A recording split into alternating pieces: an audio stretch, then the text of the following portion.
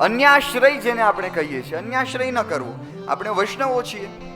અન્યાશ્રય એટલે શું? ભગવાન સિવાય કોઈનો આશ્રય ન લેવો, એને કહેવાય અન્યાશ્રય ન કરવો. આશ્રય લેવો હોય તો પરમાત્માનો, ભગવાનનો બસ. કારણ કે તારવા વાળા એ છે. સર્વધર્માન પરિત્યજ્ય મામ એકમ શરણમ વ્રજ અહમ ત્વા સર્વ પાપેભ્યો મોક્ષયિષ્યામિ મા શુચિ. ભગવાન કહે છે તું ચિંતા ન કર, તું એક વખત મારી પાસે આવતો રે.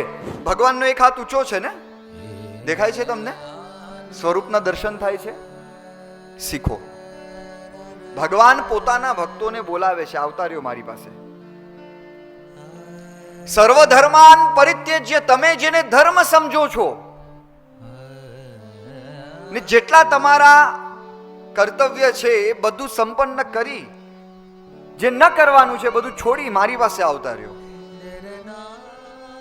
અહમ ત્વા સર્વ પાપેભ્યો, તમારા જેટલા પણ પાપ થયા હશે, દોષ થયા હશે, એ બધામાંથી મુક્ત કરી દઈશ. આવી તો જાય, એક વખત કહી તો દે, હે કૃષ્ણ હવે હું તારો. એ સમર્પણ જ્યારે આપણામાં આવે ત્યારે ભગવાન આપણને મુક્ત કરે છે.